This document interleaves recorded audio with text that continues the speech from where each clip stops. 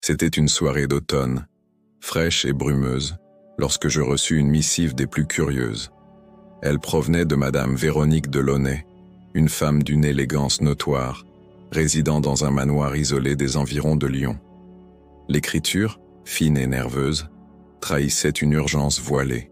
Elle me priait de la rejoindre pour élucider une affaire d'une gravité extrême, sans toutefois en révéler davantage. Intrigué, je décidai de répondre à cet appel, car il est dans la nature de Hercule Poirot de ne jamais ignorer un mystère. Le voyage en train fut des plus agréables, bien que mes pensées fussent occupées par les possibles implications de cette invitation. Qui était cette Madame Delaunay? Et pourquoi tant de secrets? À mon arrivée, un chauffeur taciturne me conduisit au manoir, une bâtisse imposante enveloppée d'un silence presque oppressant. Les fenêtres brillaient faiblement dans la nuit, comme des yeux scrutateurs. Madame Delaunay m'accueillit, avec une courtoisie étudiée. Mais ses yeux trahissaient une angoisse profonde. Elle me parla d'une série d'incidents troublants, des lettres anonymes, des objets déplacés, et une tension croissante parmi les habitants du manoir. Elle insista sur la nécessité de discrétion, car, disait-elle, des secrets dangereux reposent entre ces murs. Je promis d'observer et d'agir avec la prudence qui me caractérise. Le dîner fut servi dans une salle majestueuse, où je fis la connaissance des autres occupants. Monsieur Philippe, le frère cadet de Madame, un homme au regard fuyant, Mademoiselle Claire, une jeune pianiste aux manières délicates, et le docteur Renaud, un médecin à l'air austère. Chacun semblait porter un masque, et je sentis immédiatement que l'harmonie apparente n'était qu'une façade. Mais les petites cellules grises s'éveillèrent. Quelque chose de sinistre se tramait. Avant de me retirer, Madame Delaunay me glissa un mot. « Prenez garde, monsieur Poirot, car ici, même les ombres ont des oreilles. » Ces paroles résonnèrent en moi comme un avertissement. Je résolus de commencer mon enquête dès l'aube, avec méthode et rigueur. Le mystère, comme toujours, exigeait de la patience et une observation minutieuse. La première nuit au manoir fut agitée. Les craquements du bois et le sifflement du vent semblaient conspirer pour troubler mon repos. Vers minuit, un bruit distinct me tira de mes réflexions. Des pas feutrés dans le couloir. Je me levai, ajustai mon peignoir et entr'ouvris ma porte. Une silhouette indistincte dans l'obscurité disparut au détour d'un corridor. Était-ce un domestique? Ou quelque chose de plus inquiétant? Le lendemain matin, je commençai par explorer les lieux. Le manoir, bien que somptueux, portait les marques du temps, des tapisseries fanées, des portraits aux regards accusateurs.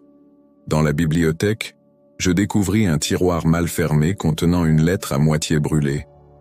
Les mots « interdit » et « vérité » étaient encore lisibles. Cela piqua ma curiosité. Quel secret valait une telle destruction?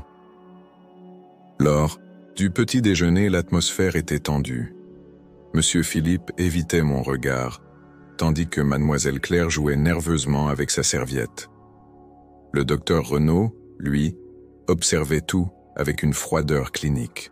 Je posais quelques questions anodines, cherchant à sonder leurs esprits, mais leurs réponses furent évasives.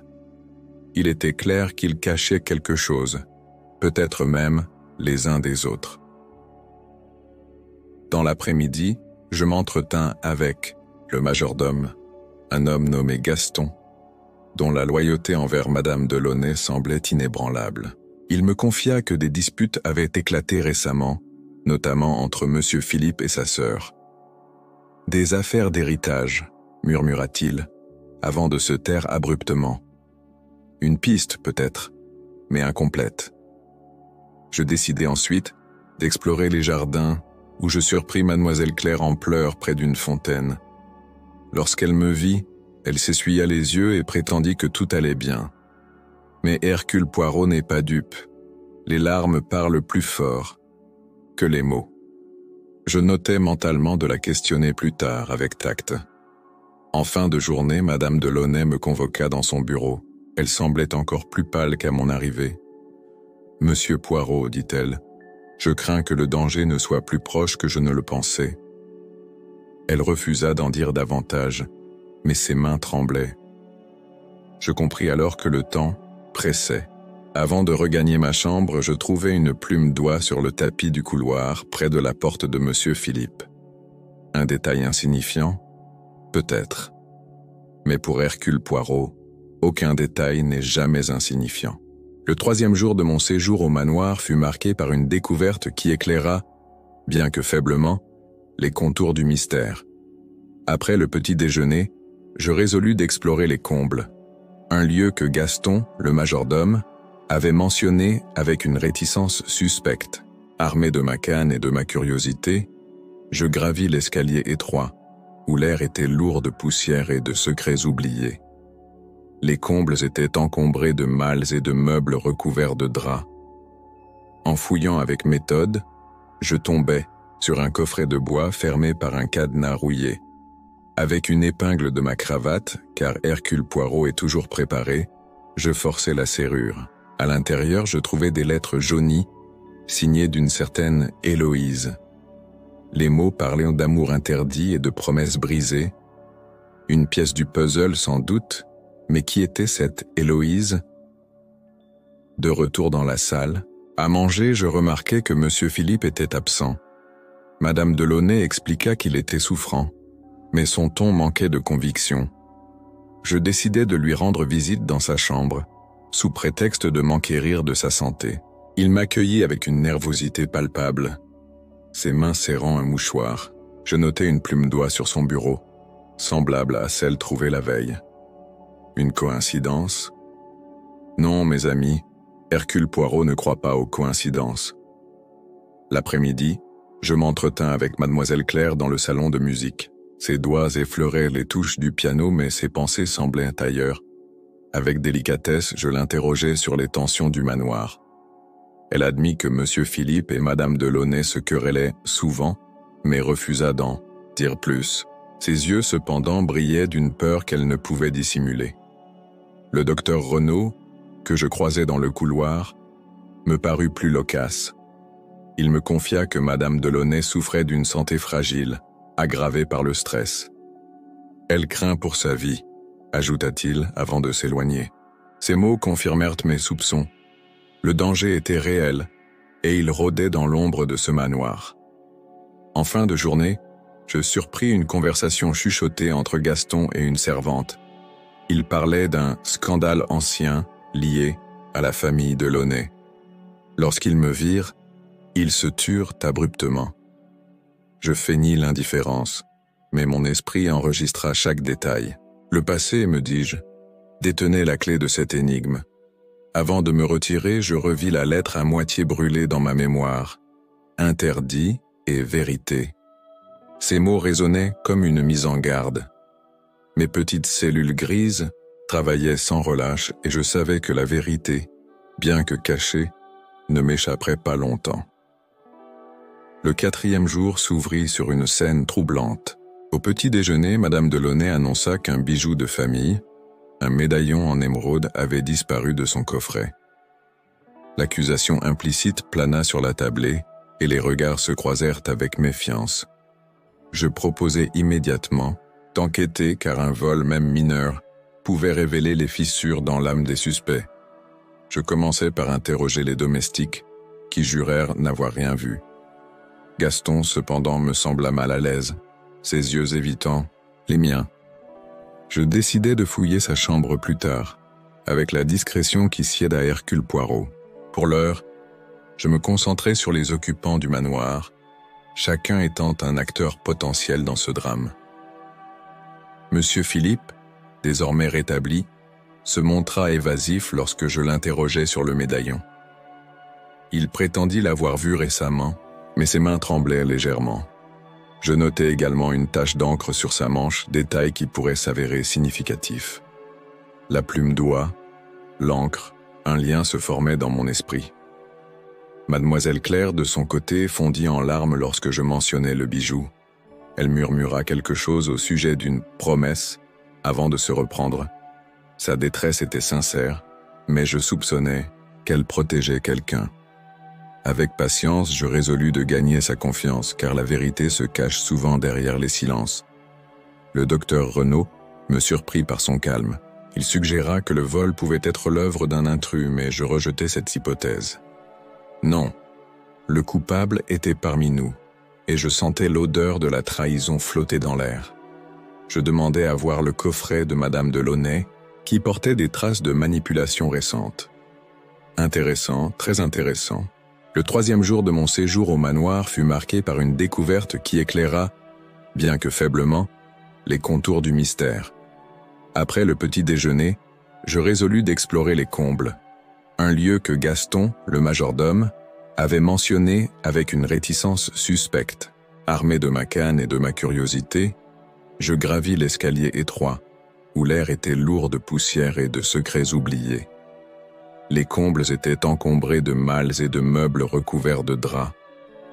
En fouillant avec méthode, je tombais sur un coffret de bois fermé par un cadenas rouillé. Avec une épingle de ma cravate, car Hercule Poirot est toujours préparé, je forçai la serrure. À l'intérieur, je trouvais des lettres jaunies, signées d'une certaine Héloïse. Les mots parlaient d'amour interdit et de promesses brisées. Une pièce du puzzle sans doute, mais qui était cette Héloïse? De retour dans la salle, à manger, je remarquai que M. Philippe était absent. Madame de Launay expliqua qu'il était souffrant, mais son ton manquait de conviction. Je décidai de lui rendre visite dans sa chambre, sous prétexte de m'enquérir de sa santé. Il m'accueillit avec une nervosité palpable, ses mains serrant un mouchoir. Je notai une plume d'oie sur son bureau, semblable à celle trouvée la veille. Une coïncidence? Non, mes amis, Hercule Poirot ne croit pas aux coïncidences. L'après-midi, je m'entretins avec Mademoiselle Claire dans le salon de musique. Ses doigts effleuraient les touches du piano, mais ses pensées semblaient ailleurs. Avec délicatesse, je l'interrogeai sur les tensions du manoir. Elle admit que M. Philippe et Madame de Launay se querellaient souvent, mais refusa d'en dire plus. Ses yeux, cependant, brillaient d'une peur qu'elle ne pouvait dissimuler. Le docteur Renaud, que je croisais dans le couloir, me parut plus loquace. Il me confia que Madame de Launay souffrait d'une santé fragile, aggravée par le stress. Elle craint pour sa vie, ajouta-t-il avant de s'éloigner. Ces mots confirmèrent mes soupçons. Le danger était réel, et il rôdait dans l'ombre de ce manoir. En fin de journée, je surpris une conversation chuchotée entre Gaston et une servante. Ils parlaient d'un scandale ancien lié à la famille de Launay. Lorsqu'ils me virent, ils se turent abruptement. Je feignis l'indifférence, mais mon esprit enregistra chaque détail. Le passé, me dis-je, détenait la clé de cette énigme. Avant de me retirer, je revis la lettre à moitié brûlée dans ma mémoire. Interdit et vérité. Ces mots résonnaient comme une mise en garde. Mes petites cellules grises travaillaient sans relâche et je savais que la vérité, bien que cachée, ne m'échapperait pas longtemps. Le 4e jour s'ouvrit sur une scène troublante. Au petit déjeuner, Madame de Launay annonça qu'un bijou de famille, un médaillon en émeraude, avait disparu de son coffret. L'accusation implicite plana sur la tablée et les regards se croisèrent avec méfiance. Je proposai immédiatement d'enquêter car un vol, même mineur, pouvait révéler les fissures dans l'âme des suspects. Je commençai par interroger les domestiques, qui jurèrent n'avoir rien vu.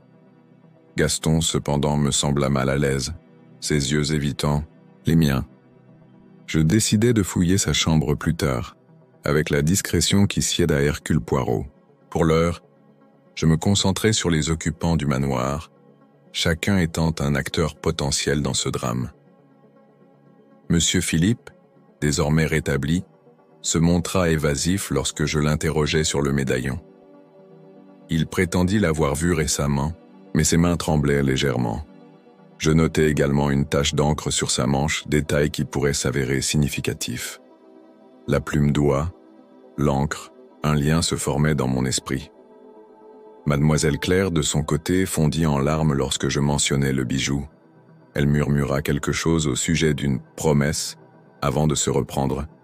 Sa détresse était sincère, mais je soupçonnais qu'elle protégeait quelqu'un.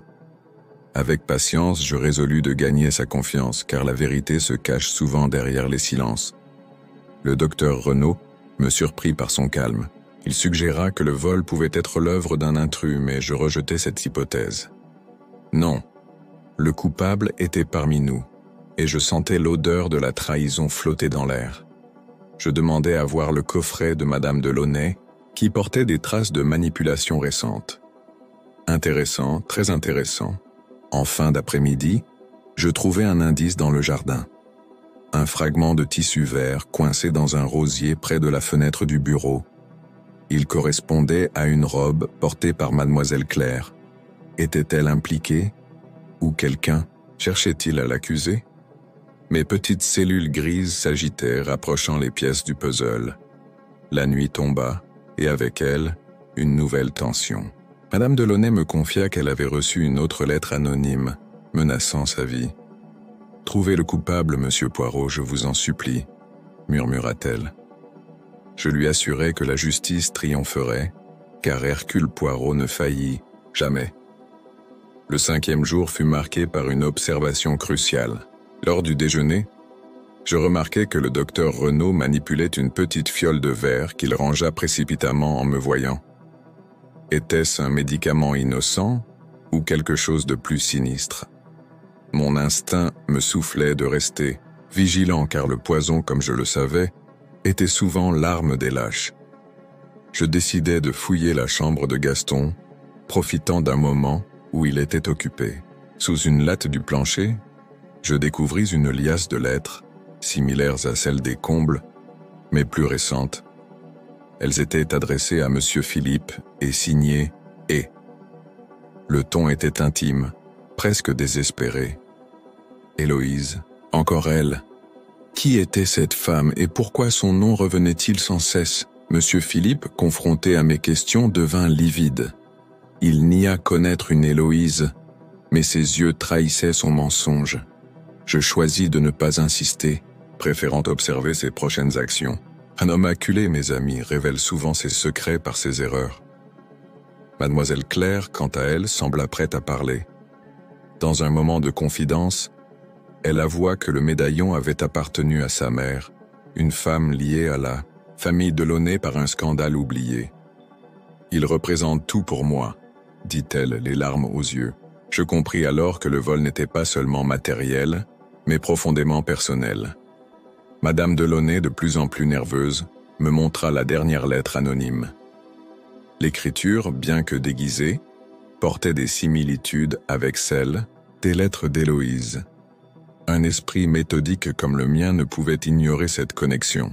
Le passé et le présent se mêlaient, et je sentais que la vérité était proche. Le docteur Renaud, interrogé sur la fiole, affirma qu'il s'agissait d'un remède pour Madame de Launay. Je demandai à l'examiner, mais il prétendit l'avoir égaré. Un sourire crispé accompagnait ces mots, et je sus qu'il mentait. Le poison, me dis-je, n'était peut-être pas loin. Alors que la nuit enveloppait le manoir, je réfléchis dans ma chambre. Chaque suspect jouait un rôle. Mais qui tirait les ficelles? Mes petites cellules grises travaillaient sans relâche, et je savais que le prochain indice serait décisif. La vérité, comme toujours, attendait patiemment d'être dévoilée. Le 6e jour au manoir me plongea plus profondément dans les méandres du passé. Dès l'aube, je résolus d'interroger Madame de Launay sur cette mystérieuse Héloïse, dont le nom semblait hanter chaque recoin de cette affaire. Elle m'accueillit, dans son bureau, les traits tirés, et son regard vacilla lorsque je prononçai ce nom. Une vieille histoire, murmura-t-elle avant de se reprendre. Mais Hercule Poirot n'est pas homme à se contenter de vagues réponses. Avec une insistance polie, je la pressai de parler. Elle finit par avouer qu'Héloïse était une cousine éloignée, disparue, dans des circonstances troubles des années auparavant. Un amour interdit, une dispute familiale, et un départ précipité avaient marqué son histoire. Madame de Launay jura ignorer où elle se trouvait désormais, mais ses mains crispées trahissaient une vérité plus complexe. Dans la bibliothèque, Je poursuivis mes recherches, espérant trouver d'autres indices sur Héloïse. Un vieux journal, intime caché derrière une rangée de livres, attira mon attention. Les pages rédigées d'une main féminine décrivaient une liaison passionnée avec un homme nommé Peck. Philippe peut-être? Les dates correspondaient à l'époque mentionnée par Madame de Launay. Le puzzle prenait forme. L'après-midi, je surpris Monsieur Philippe dans le jardin, déchirant une lettre avec fureur. Lorsqu'il me vit, il tenta de dissimuler les fragments, mais je récupérai un morceau où le mot « pardon » était lisible.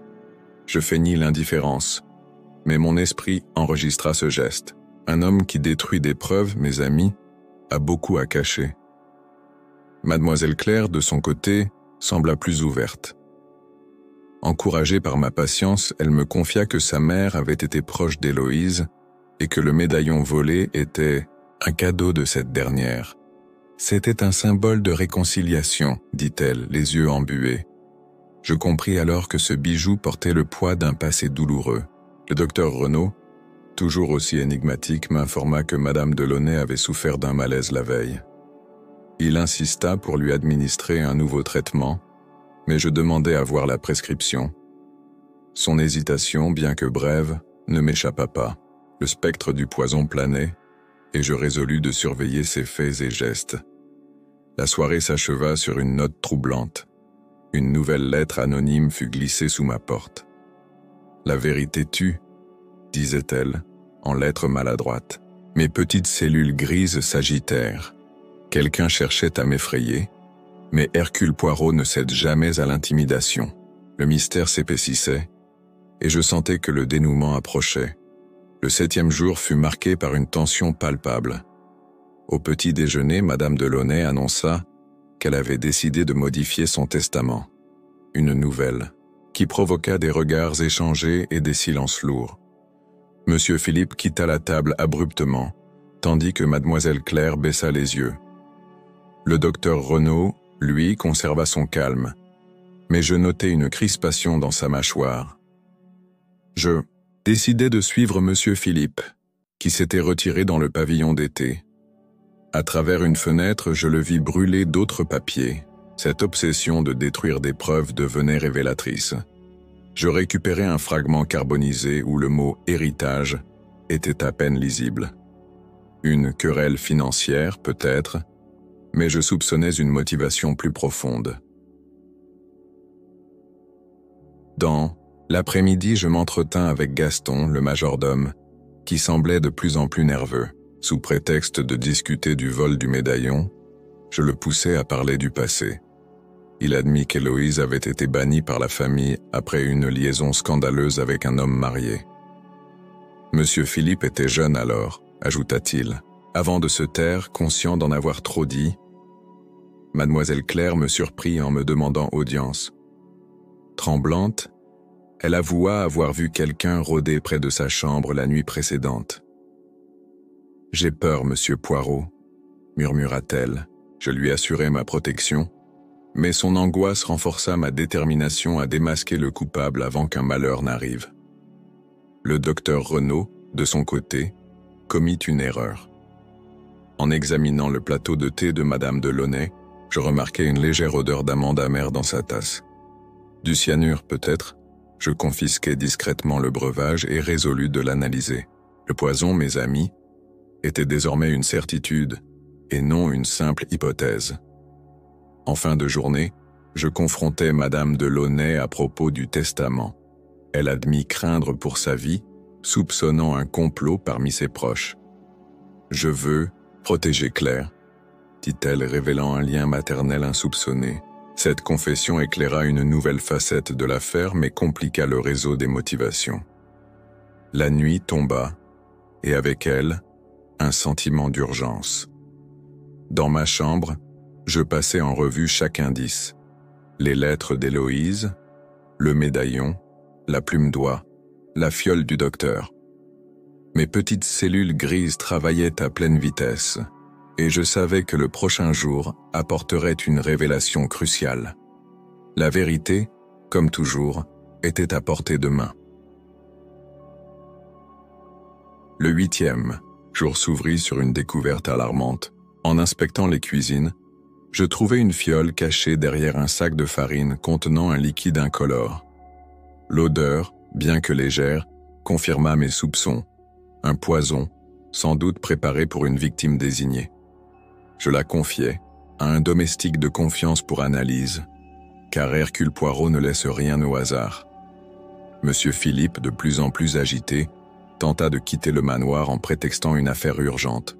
Je l'interceptai avec courtoisie, lui demandant des explications.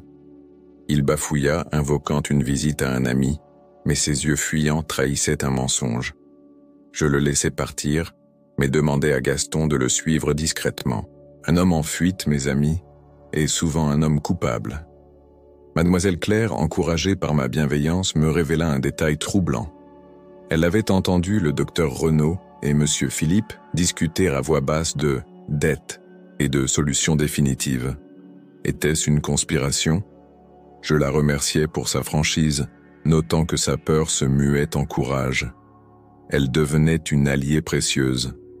Madame Delaunay, quant à elle, semblait résignée. Lors d'un entretien privé, elle me confia que le médaillon volé contenait un portrait d'Héloïse.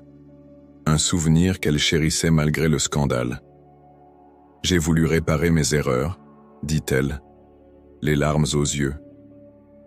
Cette vulnérabilité contrastait avec son autorité habituelle, et je compris qu'elle portait un fardeau immense. Le docteur Renaud, confronté à mes questions sur la fiole trouvée dans les cuisines, nia toute implication. Cependant, son calme habituel s'effrita lorsqu'il apprit que j'avais ordonné une analyse. « Vous faites erreur, monsieur Poirot », dit-il, mais sa voix tremblait légèrement. Je souris intérieurement. Un menteur, même habile, finit toujours par se trahir. Dans l'après-midi, Gaston revint avec des nouvelles. Monsieur Philippe avait rencontré un homme inconnu dans une auberge voisine, lui remettant un paquet. Une transaction secrète, peut-être liée au poison.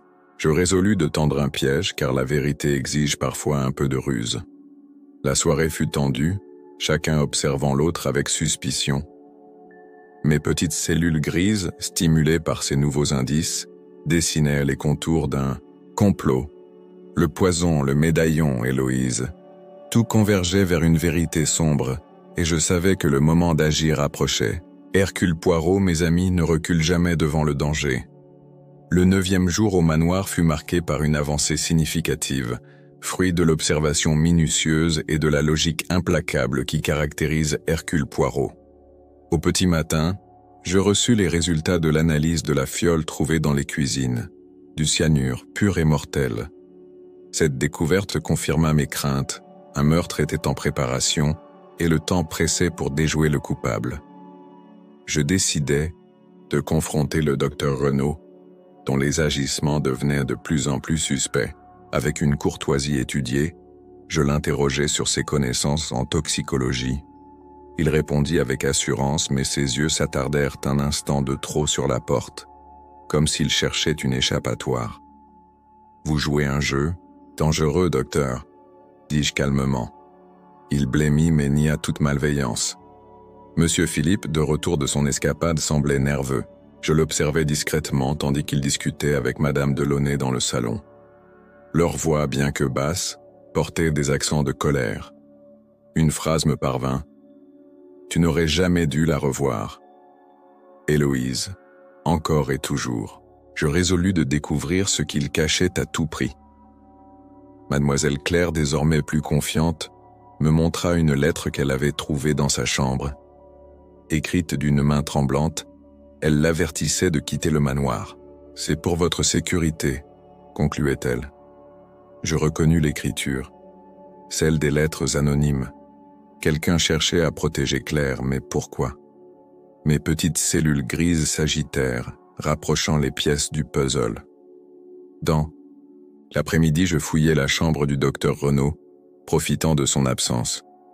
Sous une pile de livres médicaux, je découvris un carnet où il notait des formules chimiques, dont une correspondant au cyanure. Un détail attira mon attention, une date récente coïncidant avec l'arrivée des lettres anonymes. Était-il le maître du complot ou un pion dans un jeu plus vaste? Madame Delaunay, de plus en plus fragile, me confia qu'elle soupçonnait son frère d'avoir volé le médaillon pour le vendre. « Il a des dettes, monsieur Poirot », murmura-t-elle. Cette révélation éclaira les motivations de Philippe, mais je sentais qu'un élément plus profond unissait tous les suspects. Le passé, toujours le passé, pesait comme une ombre. La soirée s'acheva sur une note inquiétante. Un cri retentit dans le manoir. Je me précipitai et trouvai mademoiselle Claire tremblante, affirmant avoir vu une silhouette près de sa fenêtre. « C'était elle », balbutia-t-elle. « Héloïse ? Une présence fantomatique ou un stratagème ? Je savais que la vérité était proche, et je me préparais à tendre un piège décisif. Le 10e jour fut celui des révélations partielles, où chaque suspect laissa tomber, bien malgré lui, une partie de son masque. Lors du petit déjeuner, je remarquai que M. Philippe évitait soigneusement le thé servi, préférant de l'eau. Un détail anodin pour certains, mais pour Hercule Poirot, une précaution révélatrice. Craignait-il le poison qu'il soupçonnait dans l'air? Je décidai de suivre une nouvelle piste, les domestiques. Une jeune femme de chambre, prénommée Marie, sembla hésiter lorsque je l'interrogeai sur les allées et venues dans le manoir. Avec patience, je gagnai sa confiance. Elle avoua avoir vu le docteur Renaud entrer dans la chambre de Madame Delaunay à une heure tardive, portant une fiole. Une preuve accablante mais encore insuffisante. Mademoiselle Claire, de plus en plus impliquée, me confia un souvenir d'enfance. Héloïse, qu'elle appelait tante, lui racontait des histoires d'amour tragiques. Elle disait que « l'amour détruit tout », murmura-t-elle. Ce lien affectif renforça mon hypothèse. Héloïse n'était pas un fantôme, mais une clé vivante de cette affaire, peut-être cachée dans l'ombre. Dans l'après-midi, je confrontai M. Philippe à propos de ses dettes. Acculé, il admit avoir emprunté de l'argent à des créanciers douteux, mais jura n'avoir jamais voulu nuire à sa sœur. « Je l'aime, malgré tout », dit-il, les larmes aux yeux. Était-ce sincère ou un autre masque? Je réservais mon jugement en notant chaque nuance de son comportement. Le docteur Renaud, sentant la pression, tenta de détourner mes soupçons en accusant Gaston d'avoir accès aux réserves médicales. Cette manœuvre, bien que habile, ne fit que renforcer ma méfiance. Un homme qui accuse si vite mes amis cherche souvent à cacher sa propre culpabilité. Je décidai de surveiller ses moindres gestes. Madame Delaunay, quant à elle, sembla reprendre espoir en ma présence. Elle me remit une vieille photographie montrant une jeune femme ressemblant à Mademoiselle Claire. « C'était Héloïse », dit-elle. La ressemblance était frappante et je compris que Claire était peut-être plus qu'une protégée. Une fille cachée? L'idée germa dans mon esprit. La nuit apporta un nouvel incident. Un verre de vin destiné à Madame Delaunay fut renversé par Gaston, qui prétendit un accident. Je sentis une odeur familière, celle du poison. Mes petites cellules grises s'emballèrent. Le piège se resserrait, et je résolus de provoquer une confrontation pour démasquer le coupable. Le 11e jour fut celui où le complot commença à se dévoiler, bien que la vérité complète restât encore hors de portée.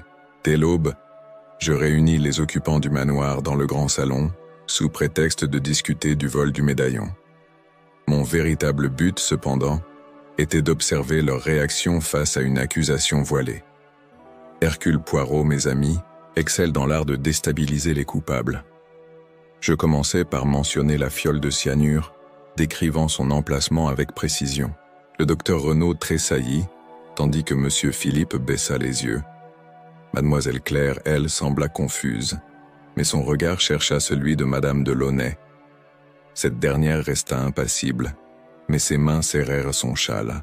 Chaque geste, chaque silence parlait. Gaston, interrogé sur l'incident du vin, bafouilla une excuse maladroite. Je le pressai, suggérant qu'il protégeait quelqu'un. Il rougit, mais garda le silence. Je notai mentalement de le surveiller, car un domestique loyal peut devenir l'instrument d'un maître manipulateur. La loyauté, hélas, peut être une faiblesse. Dans l'après-midi, je reçus une information cruciale. L'analyse du thé confisqué confirma la présence de poison. Je confrontai Madame Delaunay en privé, lui demandant si elle soupçonnait un proche. Elle murmura « Philippe a changé depuis qu'elle est revenue. » Héloïse, toujours Héloïse. Était-elle vraiment de retour, ou son ombre suffisait-elle à semer le chaos? Mademoiselle Claire, bouleversée par l'atmosphère oppressante, me confia qu'elle avait reçu une autre lettre, cette fois signée « E ». « Partez ou vous souffrirez », disait-elle. L'écriture correspondait aux lettres anonymes, mais un détail attira mon attention. Une tache d'encre, semblable à celle sur la manche de Monsieur Philippe. Un indice ou une fausse piste? Le docteur Renaud tenta une diversion en proposant de quitter le manoir, prétendant que l'air était malsain. Je refusai poliment, insistant pour rester jusqu'à ce que la vérité éclate. Son sourire crispé confirma mes soupçons. Il craignait que je ne sois trop proche de la solution. Et il avait raison. Le 12e jour fut marqué par une urgence, sans précédent, car le spectre du poison s'était matérialisé sous mes yeux. Après le malaise de Madame Delaunay, je m'assurai qu'elle fut transportée dans sa chambre, sous la garde d'une domestique de confiance. J'interdis au docteur Renaud de l'approcher, invoquant la nécessité d'une analyse médicale indépendante. Son regard, mélange de colère et d'inquiétude, ne m'échappa pas. Je convoquai immédiatement une réunion dans la bibliothèque, où je révélai la tentative d'empoisonnement. Les visages blêmirent, et Monsieur Philippe, en particulier, sembla au bord de l'effondrement. « Ce n'est pas moi », s'écria-t-il sans que je l'eusse accusé. Une telle véhémence, mes amis, trahit souvent une conscience coupable. Je notai chaque détail avec soin. Mademoiselle Claire, bouleversée, me supplia de protéger Madame Delaunay. Elle avoua avoir trouvé une autre plume d'oie près de sa porte, un symbole qui semblait lier Philippe à cette affaire. Je la rassurai, mais mon esprit s'attarda sur ce motif récurrent. Une plume si insignifiante en apparence pouvait-elle être la signature d'un criminel?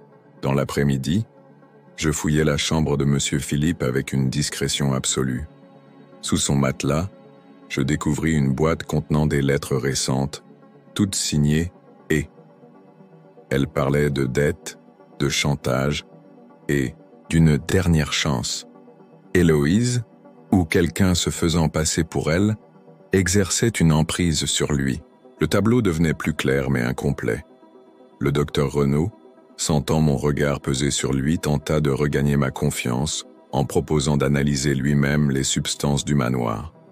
Je déclinai poliment, préférant confier cette tâche à un laboratoire extérieur.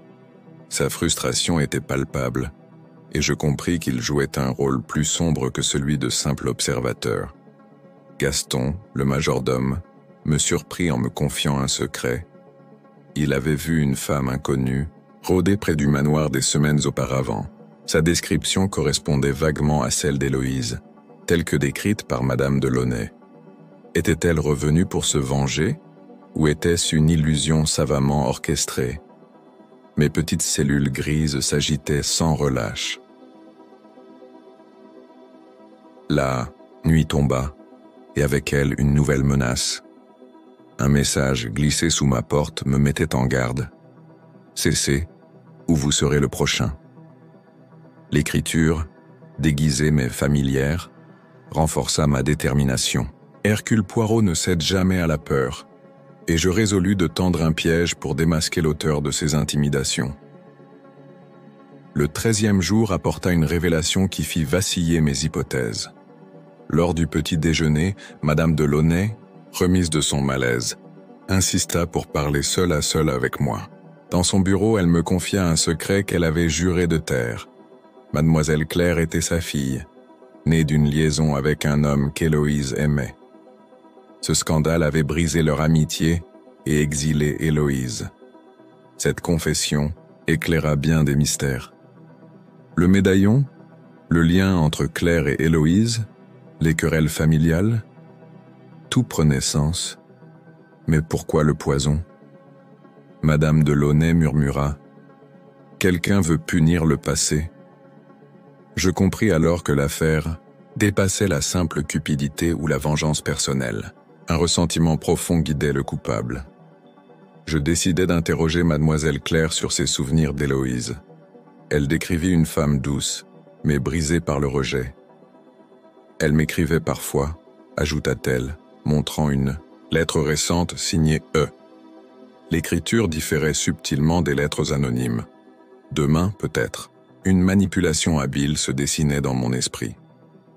Monsieur Philippe, de plus en plus instable, tenta de m'éviter. Je le coinçai dans le jardin, lui demandant des comptes sur les lettres trouvées dans sa chambre. Il craqua, avouant qu'il était victime d'un chantage. « Elle menace de tout révéler », balbutia-t-il, sans nommer Héloïse. Je le pressai, mais il s'enfuit, me laissant avec plus de questions que de réponses. Le docteur Renaud, quant à lui, commit une erreur, fatale. En examinant son bureau, je trouvai une fiole vide portant des traces de cyanure. Confronté, il prétendit l'avoir utilisée pour des expériences médicales. « Vous doutez de moi, monsieur Poirot ?» demanda-t-il avec un sourire forcé. Je ne répondis pas, mais mes petites cellules grises jubilaient. Il se trahissait, peu à peu. Gaston, sous une pression croissante, admit avoir aidé monsieur Philippe à cacher des lettres, croyant protéger la famille. Sa loyauté, bien que sincère, l'avait aveuglé. Je le remerciais, mais notais qu'il pouvait encore dissimuler une vérité. Dans une affaire aussi complexe, même les innocents jouaient un rôle. La soirée fut tendue, chacun craignant le prochain coup. Je préparais un plan pour forcer le coupable à se dévoiler, une mise en scène où le poison serait au centre de l'attention.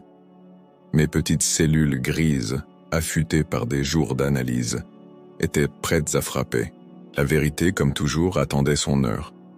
Le 14e jour fut celui où je décidai d'agir avec audace, car Hercule Poirot sait que la vérité exige parfois un coup de théâtre. Je convoquai tous les occupants dans la salle à manger, annonçant que j'avais identifié la source du poison. Ce soir, dis-je, le coupable sera démasqué. Les visages se figèrent, et je savourais l'effet de mes paroles. Je commençai par révéler la découverte des fioles de cyanure, décrivant leur dissimulation avec précision. Le docteur Renaud tenta d'interrompre, invoquant une erreur, mais je poursuivis, mentionnant les lettres anonymes et leur lien avec Héloïse. Monsieur Philippe blêmit, tandis que mademoiselle Claire serra la main de madame Delaunay. Pour tendre mon piège, je fis servir du thé, affirmant qu'il avait été préparé sous ma supervision. En réalité, j'avais veillé à ce qu'aucun poison ne fût présent, mais je laissais planer le doute. « Buvez, mes amis, dis-je, car la vérité accompagne l'innocence. » Gaston hésita, et le docteur Renaud repoussa sa tasse. Intéressant, très intéressant. Mademoiselle Claire, courageuse, but la première, suivie de madame Delaunay. Monsieur Philippe, après un long regard vers moi, imita leur geste. Le docteur Renaud, cependant, prétexta un malaise et quitta la table. Je le suivis discrètement, le surprenant dans son bureau détruisant des papiers. « Trop tard, docteur, dis-je. » Il se figea, acculé. Dans la confusion, monsieur Philippe tenta de s'éclipser, mais Gaston, poussé par un sursaut de loyauté, l'intercepta. « Dites la vérité » cria-t-il. Philippe s'effondra, avouant avoir été manipulé par une femme qu'il croyait être Héloïse. « Elle voulait la ruine de Véronique » murmura-t-il. « Une imposture, peut-être » Madame Delaunay, bouleversée, confirma que les lettres récentes ne pouvaient venir d'Héloïse, morte depuis des années. Cette révélation changea tout.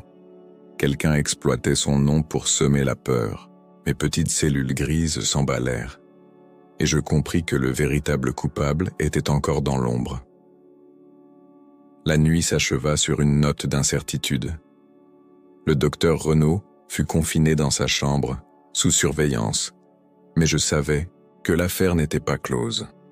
Le poison, bien que neutralisé ce soir-là, restait une menace. Je me préparais pour l'étape finale, car Hercule Poirot ne laisse jamais un mystère irrésolu. Le 12e jour fut marqué par une urgence sans précédent, car le spectre du poison s'était matérialisé sous mes yeux. Après le malaise de Madame Delaunay, je m'assurai qu'elle fut transportée dans sa chambre, sous la garde d'une domestique de confiance. J'interdis au docteur Renaud de l'approcher, invoquant la nécessité d'une analyse médicale indépendante. Son regard, mélange de colère et d'inquiétude, ne m'échappa pas. Je convoquai immédiatement une réunion dans la bibliothèque, où je révélai la tentative d'empoisonnement. Les visages blêmirent, et M. Philippe, en particulier, sembla au bord de l'effondrement. « Ce n'est pas moi !» s'écria-t-il sans que je l'eusse accusé. Une telle véhémence, mes amis, trahit souvent une conscience coupable. Je notai chaque détail avec soin. Mademoiselle Claire, bouleversée, me supplia de protéger Madame Delaunay. Elle avoua avoir trouvé une autre plume d'oie près de sa porte, un symbole qui semblait lier Philippe à cette affaire. Je la rassurai, mais mon esprit s'attarda sur ce motif récurrent. Une plume si insignifiante en apparence pouvait-elle être la signature d'un criminel? Dans l'après-midi, je fouillai la chambre de M. Philippe avec une discrétion absolue. Sous son matelas, je découvris une boîte contenant des lettres récentes, toutes signées « et ». Elles parlaient de dettes, de chantage et d'une dernière chance. Héloïse, ou quelqu'un se faisant passer pour elle, exerçait une emprise sur lui. Le tableau devenait plus clair mais incomplet. Le docteur Renaud, sentant mon regard peser sur lui, tenta de regagner ma confiance en proposant d'analyser lui-même les substances du manoir. Je déclinai poliment, préférant confier cette tâche à un laboratoire extérieur. Sa frustration était palpable, et je compris qu'il jouait un rôle plus sombre que celui de simple observateur. Gaston, le majordome, me surprit en me confiant un secret. Il avait vu une femme inconnue rôder près du manoir des semaines auparavant. Sa description correspondait vaguement à celle d'Héloïse, telle que décrite par Madame Delaunay. Était-elle revenue pour se venger, ou était-ce une illusion savamment orchestrée? Mes petites cellules grises s'agitaient sans relâche. La nuit tomba, et avec elle, une nouvelle menace.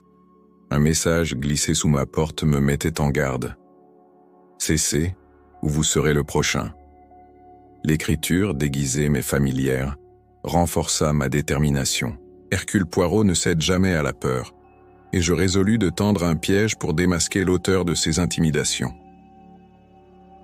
Le 13e jour apporta une révélation qui fit vaciller mes hypothèses. Lors du petit déjeuner, Madame Delaunay, remise de son malaise, insista pour parler seul à seul avec moi. Dans son bureau, elle me confia un secret qu'elle avait juré de taire. Mademoiselle Claire était sa fille, née d'une liaison avec un homme qu'Héloïse aimait. Ce scandale avait brisé leur amitié et exilé Héloïse. Cette confession éclaira bien des mystères. Le médaillon, le lien entre Claire et Héloïse, les querelles familiales. Tout prenait sens. Mais pourquoi le poison? Madame Delaunay murmura « Quelqu'un veut punir le passé ». Je compris alors que l'affaire dépassait la simple cupidité ou la vengeance personnelle. Un ressentiment profond guidait le coupable. Je décidai d'interroger Mademoiselle Claire sur ses souvenirs d'Héloïse. Elle décrivit une femme douce mais brisée par le rejet. Elle m'écrivait parfois, ajouta-t-elle, montrant une lettre récente signée « E ». L'écriture différait subtilement des lettres anonymes. Demain, peut-être, une manipulation habile se dessinait dans mon esprit. Mademoiselle Claire, de son côté, me montra un médaillon semblable à celui volé, trouvé dans ses affaires. « Je ne sais pas d'où il vient », murmura-t-elle, perplexe. L'objet portait une inscription « Assez, pour toujours ». Était-ce un cadeau d'Héloïse ou une nouvelle manipulation? Je le conservais, déterminé à en percer le secret. Madame Delaunay, encore faible, me demanda de hâter mon enquête. « Je veux protéger Claire », insista-t-elle, révélant une tendresse maternelle qui éclairait ses choix. Je compris que son testament, modifié récemment, faisait de Claire son héritière principale. Un mobile pour le meurtre peut-être, mais je soupçonnais une vérité plus complexe. Dans l'après-midi, je surpris une conversation entre le docteur Renaud et une domestique, Marie, dans la serre. « Tout sera bientôt fini », murmura-t-il. Lorsqu'ils me virent, ils se turent, mais leur regard trahissait une complicité. Je résolus de surveiller Marie car une servante même discrète peut être l'instrument d'un plan machiavélique. La soirée apporta une nouvelle tension. Un cri retentit dans le couloir et je trouvai un miroir brisé devant la chambre de mademoiselle Claire. Une note griffonnée à la hâte gisait parmi les éclats. La vérité est un poison. Mes petites cellules grises s'emballèrent.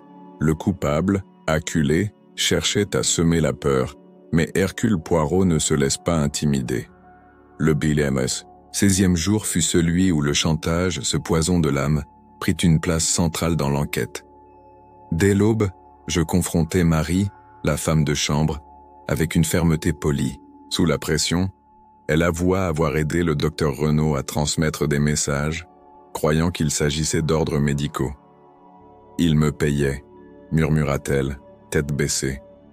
Une complice involontaire, mais précieuse pour mes déductions. Je décidai de fouiller la cave où Gaston avait vu Renaud manipuler ses fioles. Sous une pile de caisses, je trouvai un coffret contenant des lettres anonymes non envoyées et une liste de dettes signée par M. Philippe. L'écriture correspondait à celle des menaces reçues par Madame Delaunay. Renaud, ou un complice, orchestrait un jeu cruel. M. Philippe, confronté à ces preuves, s'effondra. Il avoua avoir été manipulé par une femme se faisant passer pour Héloïse, qui exigeait de l'argent pour taire un scandale lié à Claire. « J'ai voulu protéger ma sœur », sanglota-t-il. Sa faiblesse, bien que pitoyable, l'avait rendu vulnérable aux griffes d'un maître chanteur. Mademoiselle Claire, bouleversée par ces révélations, me confia un souvenir. Une dispute entre Héloïse et Madame Delaunay, entendue dans son enfance. Elles parlèrent d'un homme qu'elles aimaient toutes deux, dit-elle. Ce triangle amoureux enfoui dans le passé expliquait peut-être la rancune qui alimentait ce complot. Mes hypothèses prenaient forme. Madame Delaunay, informée du chantage, sembla brisée. « J'ai causé tant de mal », murmura-t-elle, évoquant sa liaison avec l'amant d'Héloïse. Elle confirma qu'Héloïse était morte, mais quelqu'un exploitait son nom pour la tourmenter. Je promis de mettre fin à cette mascarade, car la justice, mes amis, est l'étoile qui guide Hercule Poirot. Le docteur Renaud, de plus en plus nerveux, tenta de quitter le manoir. Je l'interceptai, lui demandant des comptes sur les lettres trouvées. Il nia avec véhémence, mais une tache d'encre sur ses doigts le trahit. « Vous ne pouvez rien prouver », siffla-t-il. Je souris. La preuve, docteur, est l'affaire de mes petites cellules grises. La nuit fut marquée par une tentative d'effraction dans ma chambre. Un intrus, dérangé par mon réveil, s'enfuit dans l'obscurité. Je trouvai une plume d'oie sur le tapis, un écho des indices précédents. Le coupable désespéré multipliait les erreurs, et je savais que le dénouement approchait à grands pas. Le 17e jour fut celui où les ombres commencèrent à se dissiper, révélant les contours d'une vérité longtemps cachée. Je réunis les suspects dans le salon annonçant que j'avais reconstitué une partie du complot. Le poison, dis-je, n'est pas seulement une arme, mais un symbole de haine ancienne. Les regards se croisèrent, lourds de peur et de suspicion. Je commençai par exposer le rôle de M. Philippe, victime d'un chantage orchestré sous le nom d'Héloïse. Il baissa la tête, incapable de nier. Puis je me tournai vers le docteur Renaud, révélant la découverte des fioles et des lettres dans la cave. « Vous avez joué avec la mort, docteur », déclarai-je. Il protesta, mais sa voix trembla. Mademoiselle, Claire, émue, demanda si Héloïse était vraiment morte. Je confirmai, expliquant qu'un imposteur exploitait sa mémoire pour semer le chaos. Madame Delaunay fondit en larmes, avouant sa culpabilité dans l'exil d'Héloïse. « J'ai brisé sa vie », murmura-t-elle. Cette douleur sincère éclaira les motivations du complot.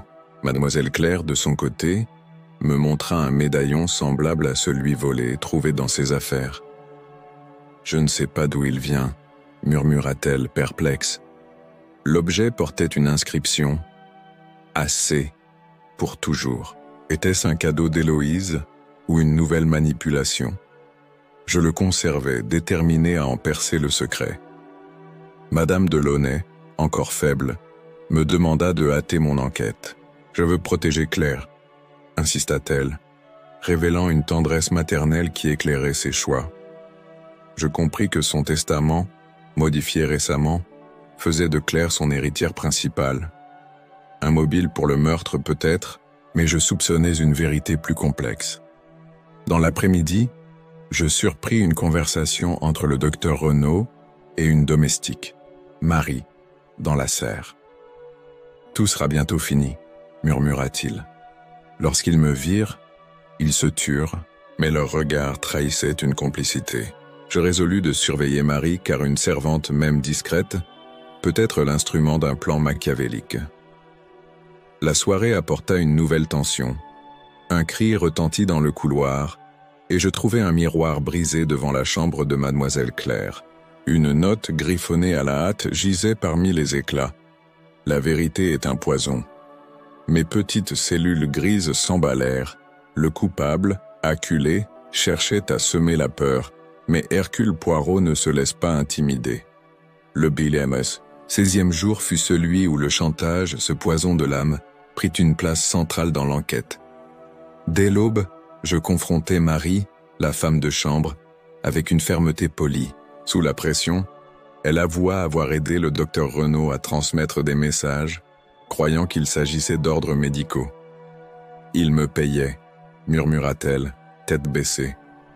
Une complice involontaire, mais précieuse pour mes déductions. Je décidai de fouiller la cave où Gaston avait vu Renaud manipuler ses fioles. Sous une pile de caisses, je trouvai un coffret contenant des lettres anonymes non envoyées et une liste de dettes signée par M. Philippe. L'écriture correspondait à celle des menaces reçues par Madame de Launay. Renaud, ou un complice, orchestrait un jeu cruel. M. Philippe, confronté à ces preuves, s'effondra. Il avoua avoir été manipulé par une femme se faisant passer pour Héloïse, qui exigeait de l'argent pour taire un scandale lié à Claire. « J'ai voulu protéger ma sœur », sanglota-t-il. Sa faiblesse, bien que pitoyable, l'avait rendu vulnérable aux griffes d'un maître chanteur. Mademoiselle Claire, bouleversée par ces révélations, me confia un souvenir. Une dispute entre Héloïse et Madame de Launay, entendue dans son enfance. Elles parlèrent d'un homme qu'elles aimaient toutes deux, dit-elle. Ce triangle amoureux enfoui dans le passé expliquait peut-être la rancune qui alimentait ce complot. Mes hypothèses prenaient forme. Madame de Launay, informée du chantage, sembla brisée. « J'ai causé tant de mal », murmura-t-elle, évoquant sa liaison avec l'amant d'Héloïse. Elle confirma qu'Héloïse était morte, mais quelqu'un exploitait son nom pour la tourmenter. Je promis de mettre fin à cette mascarade, car la justice, mes amis, est l'étoile qui guide Hercule Poirot.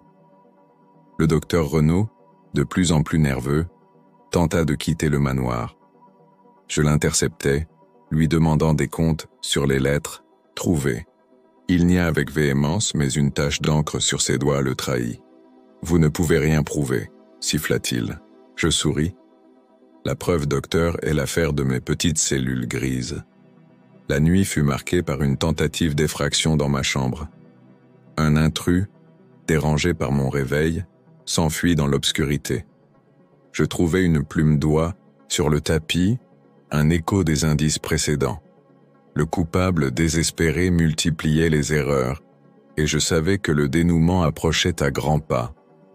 Le 17e jour fut celui où les ombres commencèrent à se dissiper, révélant les contours d'une vérité longtemps cachée. Je réunis les suspects dans le salon annonçant que j'avais reconstitué une partie du complot. Le poison, dis-je, n'est pas seulement une arme, mais un symbole de haine ancienne. Les regards se croisèrent, lourds de peur et de suspicion. Je commençait par exposer le rôle de Monsieur Philippe, victime d'un chantage orchestré sous le nom d'Héloïse. Il baissa la tête, incapable de nier. Puis je me tournai vers le docteur Renaud, révélant la découverte des fioles et des lettres dans la cave.